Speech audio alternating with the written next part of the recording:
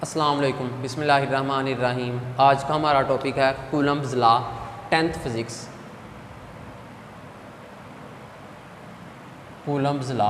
Coulomb's law से पहले मैं बात करूंगा कि मेरे पास दो बॉडीज़ हैं, चार्ज्ड बॉडीज़।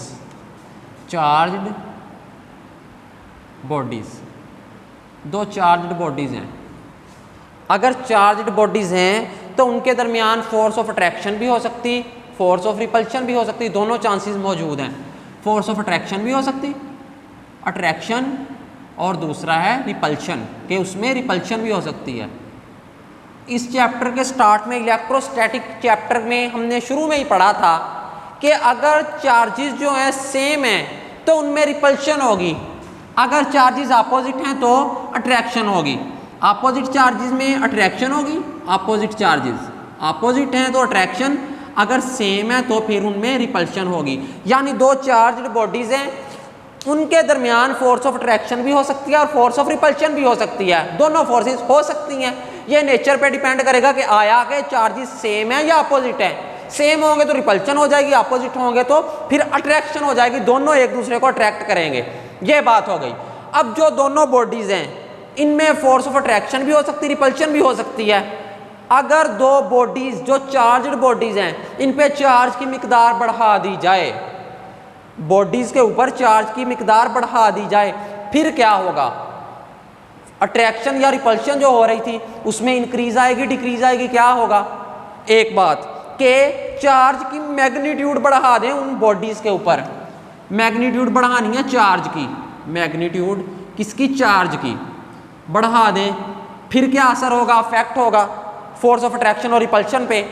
अगर मैग्नीट्यूड चार्जेस की कम कर दें उन बॉडीज पे, फिर क्या असर होगा? फोर्स ऑफ अट्रैक्शन या रिपल्शन जो भी फोर्स है उसके ऊपर। एक बात। दूसरी बात ये होगी कि अगर उन दोनों बॉडीज के दरमियान जो डिस्टेंस है उसको डिक्रीज करने से फोर्स पे क्या असर होगा? उनको इंक्रीज करने से, बढ़ाने से। दो बॉडीज हैं उनके दरमियान डिस्टेंस बढ़ा दें, फिर क्या असर होगा? ये क्वेश्चंस हैं जो कि इसके रिलेटेड है कि चार्ज्ड बॉडीज हैं तो इनमें ये क्वेश्चंस अराइज होते हैं कि बॉडीज हैं, चार्ज्ड बॉडीज हैं, उन बॉडीज पे चार्ज की मैग्नीट्यूड बढ़ाने पर फोर्सेस पे क्या असर होगा? मैग्नीट्यूड चार्जेस की कम करने पर फिर क्या असर होगा? एक बात हो गई। दूसरी बात कि उनके दरमियान जो डिस्टेंस है उसको बढ़ाने से क्या असर होगा और उस डिस्टेंस को कम करने से क्या असर होगा। यानी दो चार्ज्ड बॉडीज हैं, ये इनके दरमियान डिस्टेंस है ये वाला, इस डिस्टेंस को बढ़ाने से इंक्रीज हो गया, क्या असर होगा? इसी डिस्टेंस को कम करने से फिर क्या असर होगा? ये चार्ज्ड बॉडीज हैं, इनके दरमियान डिस्टेंस कम किया, क्या असर होगा? फोर्स ऑफ अट्रैक्शन या रिपल्शन जो है, क्या असर होगा? डिस्टेंस बढ़ा दिया, ये इंक्रीज कर दिया, फिर क्या असर होगा? एक बात मैंने डिस्टेंस की है, डिस्टेंस की, और इससे पहले बात जो है मैग्नीट्यूड की है, चार्ज की। चार्ज यानी दो बातें हैं। एक, चार्ज की मैग्नीट्यूड बढ़ाने से क्या असर होगा, कम करने से क्या असर होगा फोर्स ऑफ अट्रैक्शन पर या रिपल्शन पर। दूसरा, डिस्टेंस के बढ़ाने पर या कम करने पर जो चार्ज्ड बॉडीज हैं उन पे क्या असरअंदाज होगा, ये किस तरह असरअंदाज होंगे, उन पे क्या असर पड़ेगा, कौन सी चेंज आएगी, ये कुछ क्वेश्चंस हैं। तो इनके आंसर जो थे फ्रेंच साइंटिस्ट जो था कूलम्ब्स, चार्ल्स कूलम्ब्स, उसने दिए। इन तमाम क्वेश्चन के आंसर्स एक लॉ पेश करते हुए जिसे आज कूलम्ब्स लॉ के नाम से जाना जाता है, इन तमाम के आंसर उसने अपने इस लॉ में पेश कर दिए जो कि कूलम्ब्स लॉ है। कूलम्ब्स लॉ बताएगा कि दो बॉडीज हैं, चार्ज्ड बॉडीज, उनके दरमियान जब डिस्टेंस हम बढ़ाएंगे फिर क्या असर होगा, कम करेंगे फिर क्या होगा, उनके ऊपर चार्ज की मैग्नीट्यूड बढ़ाने पर क्या असर होगा, कम करने पर क्या असर होगा। तमाम के आंसर जो हैं फ्रेंच का जो था फिजिस्ट साइंटिस्ट कूलम्ब्स, उसने पेश किए बाय गिविंग द लॉ, जो कि उसने लॉ देते हुए, कौन सा? Coulomb's law. कूलम्ब्स लॉ को कूलम्ब्स लॉ क्या कहता? अब कूलम्ब्स लॉ की मैं स्टेटमेंट लिखता हूं।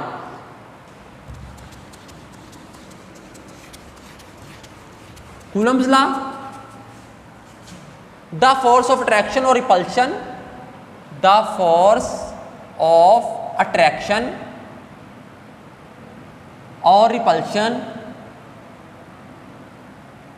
फोर्स ऑफ अट्रैक्शन या repulsion between 2 point charges, between 2 point charges. जो फोर्स ऑफ अट्रैक्शन या रिपल्शन 2 पॉइंट चार्जेस के दरमियान is directly proportion to, is directly proportional, directly proportional to the product of charges या magnitude of charge कह लें, charges and inversely proportion to the square of the distance between them, and inversely proportional to the square of the distance, square of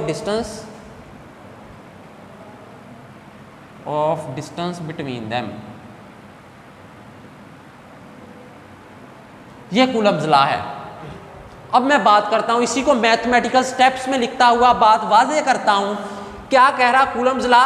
force of attraction और repulsion between 2 point charges, 2 point charges हैं, उनके दरमियान force of attraction या repulsion जो भी है वो क्या होगी? Is directly proportional to the product of charges.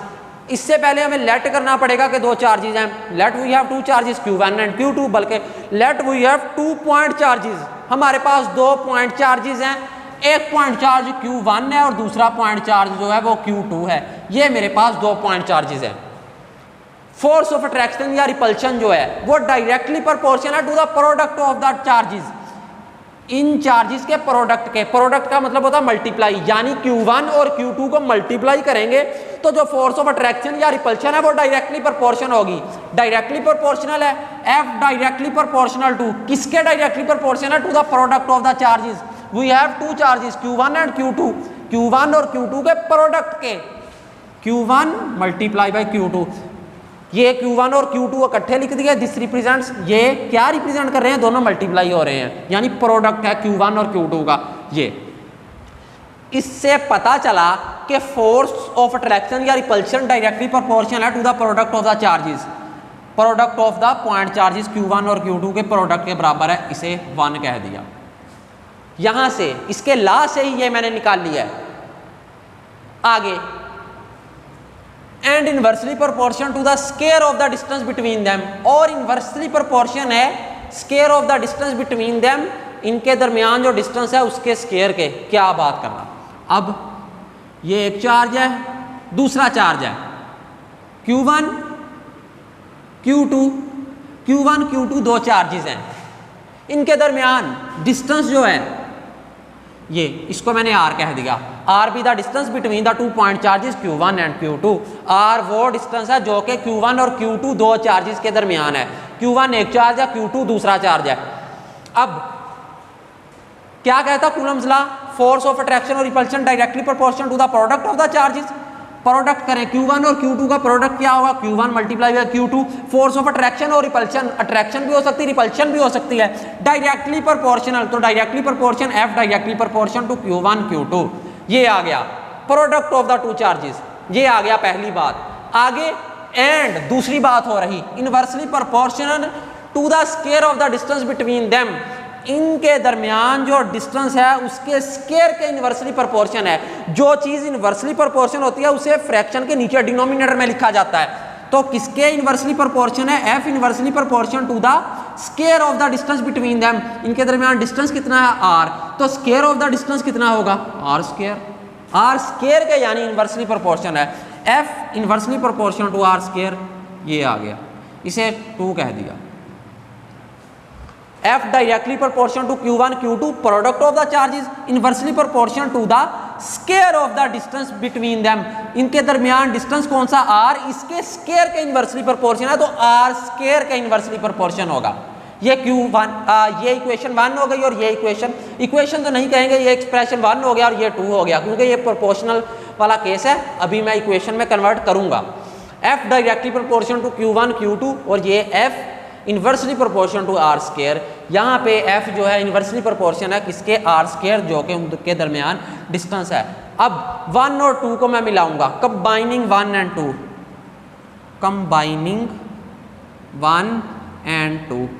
1 और 2 को कंबाइन किया, जब 1 और 2 को कंबाइन करूंगा 1 क्या कहता है कि force directly proportional to product of the charges, यानी F directly proportional to Q1 Q2, F proportional to Q1 Q2, ये 1 कहती है। दूसरा क्या कहता है, inversely proportional to the square of the distance between them, यानी इनवर्सली प्रोपोर्शनल बटे के नीचे, तो बटे के नीचे मैं ले गया, ये मैंने कंबाइन कर दिया 1 को और 2 को कंबाइन करके लिखा, तो F proportional to Q1 Q2 over R square, ये आ गया एक मेरे पास रिलेशन।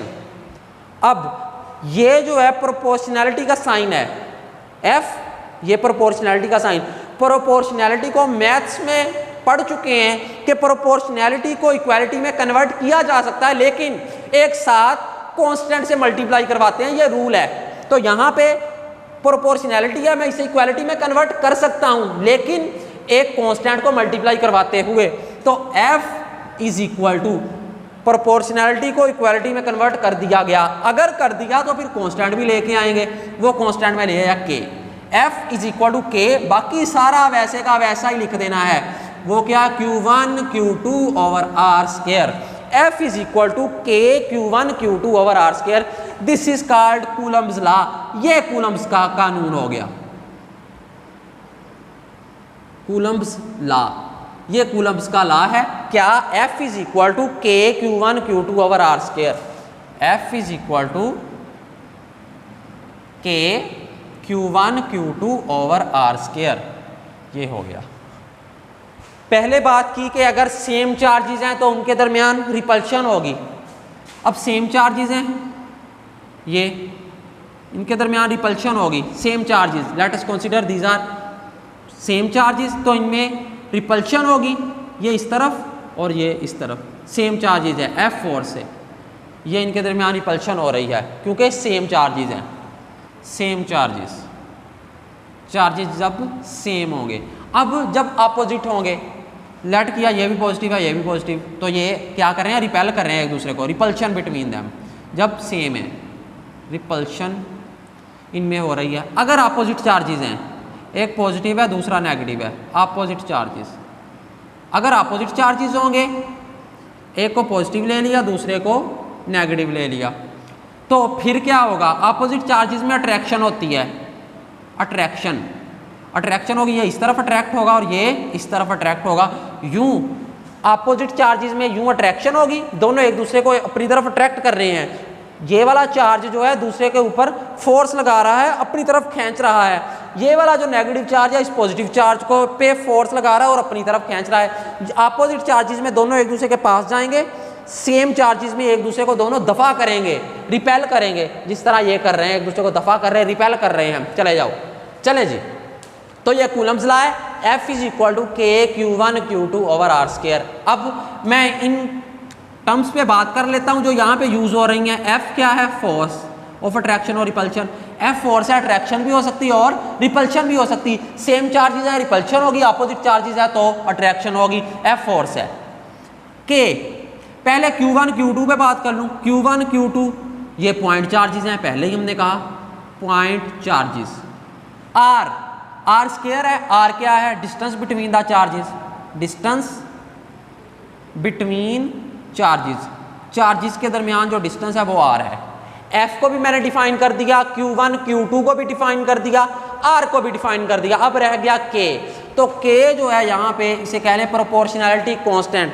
प्रोपोर्शनैलिटी कांस्टेंट से क्या मुराद होता है, ये वो कांस्टेंट होता है कि पहले रिलेशन में जो होता है उसके दरमियान यहाँ पे प्रोपोर्शनैलिटी का साइन होता है, ये प्रोपोर्शनैलिटी का साइन है, लेकिन जब कांस्टेंट आ जाता है, कांस्टेंट ऑफ प्रोपोर्शनैलिटी, तो प्रोपोर्शनैलिटी इक्वालिटी में कन्वर्ट हो जाती है, प्रोपोर्शनैलिटी कन्वर्ट हो जाती है इक्वालिटी में। कब, जब एक कांस्टेंट लेके आते हैं, उसे मल्टीप्लाई करवाते हैं, उसे कहते हैं कांस्टेंट ऑफ प्रोपोर्शनैलिटी। तो K जो है ये कांस्टेंट ऑफ प्रोपोर्शनैलिटी है, K भी the constant of proportionality, K जो है कांस्टेंट ऑफ प्रोपोर्शनैलिटी है। अब K जो है कांस्टेंट ऑफ प्रोपोर्शनैलिटी है, तो ये इक्वल किसके होता, K जो है इक्वल होता है 1/4 pi epsilon not, 1/4 pi epsilon not, इसके इक्वल होता है K, जो 1 कांस्टेंट है, 1 वैसे ही है, 4 पाई भी कांस्टेंट है। एप्सिलॉन नॉट जो होता है इसे कहते हैं परमिटिविटी, ये permittivity of free space, permittivity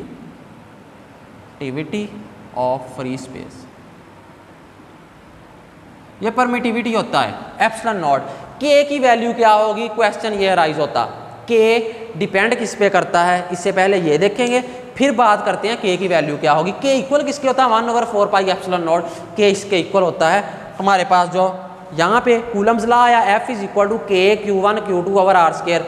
के क्या है, कांस्टेंट ऑफ प्रोपोर्शनैलिटी, इक्वल किसके होता है 1/4 पाई एप्सिलॉन नॉट।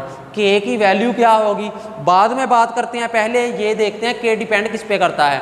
तो याद रखें के जो है डिपेंड करता है दो चीज़ों पे, एक तो ये देखा जाएगा कि चार्जेस, ये जो Q1 और Q2 चार्ज है इनके दरमियान मीडियम कौन सा है, के एक तो इस पे डिपेंड करता है, दूसरा यूनिट्स कौन से यूज़ कर रहे हैं। अब देखें यहाँ पे के जो है ये के है F Q1 Q2 over R square, तो के डिपेंड करता है फोर्स के यूनिट पे भी, चार्जेस के यूनिट पे भी, और डिस्टेंस बिटवीन देम इनके यूनिट्स पे भी डिपेंड करता है। के दो चीज़ों पे डिपेंड कर रहा है, के डिपेंड्स अपॉन 2 फैक्टर, के डिपेंड्स अपॉन 2 फैक्टर, 2 फैक्टर्स पे डिपेंड कर रहा है। वो फैक्टर कौन कौन से हैं, पहला फैक्टर मैंने बताया मीडियम इनके दरमियान कौन सा है, medium between the charges, medium between the charges, एक तो है चार्जेस के दरमियान मीडियम कौन सा है, दूसरा के किस पे डिपेंड करता है, यूनिट्स पे, किसके यूनिट्स, फोर्स, चार्जेस और distance between them, it depends upon the units, units पे भी डिपेंड करता है। अब मैंने लेट किया जो दो चार्जेस हैं इनके दरमियान जो है फ्री स्पेस है या एयर है, जब दो चार्जेस के दरमियान एयर हो या फ्री स्पेस हो तो फिर के की वैल्यू इक्वल किसके होती है, के इक्वल होता है 9 मल्टीप्लाई बाई 10 की रेज़ पावर 9। अब यूनिट साथ लिखूंगा 9 मल्टीप्लाई बाई 10 की raise power 9 newton metre square पर coulomb square, newton metre square पर कूलम स्क्वायर। ये के की वैल्यू आ गई, K is equal to 9 multiply by 10 की raise power 9 newton metre square पर coulomb square. This is the value of K be the constant of proportionality and equal to K is equal to 1/4 pi epsilon naught. हम इन numericals में जब use करेंगे तो के की जगह पे डायरेक्ट ये वैल्यूज लिखेंगे, किसके इक्वल है 9 मल्टीप्लाई बाई 10 की raise power 9 newton metre square पर कूलम स्क्वायर। ये के जो है इसके यूनिट्स आ गए। ये देख लिया के डिपेंड किन किन पे करता है, दो फैक्टर पे करता है, वो कौन से, एक मीडियम उनके दरमियान कौन सा, दूसरा यूनिट्स कौन से यूज कर रहे हैं। और के की वैल्यू क्या होगी 9 मल्टीप्लाई बाई 10 की raise power 9 newton metre square पर कूलम स्क्वायर, ये के की वैल्यू होगी। ये भी हमने बात डिस्कस कर ली। अब देखा जाए तो कूलम्स लॉ जो है कहाँ पे अप्लाई होता है, it is applicable on the point charges. ये पॉइंट चार्जेस पे एप्लीकेबल होता है, पॉइंट चार्जेस, पॉइंट चार्जेस पे एप्लीकेबल होगा कूलम लॉ। पॉइंट चार्ज से क्या मुराद, पॉइंट चार्ज से ये मुराद होगा वो चार्जेस जिनकी जिसामत, साइज उनके दरमियान डिस्टेंस से जब कंपेयर किया जाए वेरी स्मॉल हो, जिनका साइज वेरी स्मॉल हो as compare to the distance between them, उनके दरमियान जो डिस्टेंस है, जिस तरह ये एक चार्ज है दूसरा चार्ज ये पड़ा है, इनकी जिसामत देखी जाए छोटे छोटी है लेकिन इनके दरमियान डिस्टेंस जो है ये इतना ज़्यादा, डिस्टेंस इतना ज़्यादा, जिसामत इनकी छोटी, साइज इनका छोटा, तो फिर ये पॉइंट चार्ज कहलाएंगे। पॉइंट चार्ज क्या होता, पॉइंट चार्ज वो चार्जेस होते हैं जिनकी जिसामत, जिनका size as compare to the distance between them, जो कि उनके दरमियान डिस्टेंस है उससे कंपेयर किया जाए तो वेरी स्मॉल, वेरी स्मॉल हो, बहुत छोटा, उसको कहते हैं पॉइंट चार्ज। तो ये पॉइंट चार्जेस पे एप्लीकेबल होगा कूलम्स लॉ। तो हमने कूलम्स लॉ डिटेल से पढ़ लिया, जिसमें आया F इज इक्वल टू के Q1 Q2 over R square, और के की वैल्यू क्या होगी 9 मल्टीप्लाई बाई 10 की raise power 9 newton metre square पर कूलम स्क्वायर। चलें जी, ये था हमारा आज का टॉपिक। अल्लाह हाफिज़।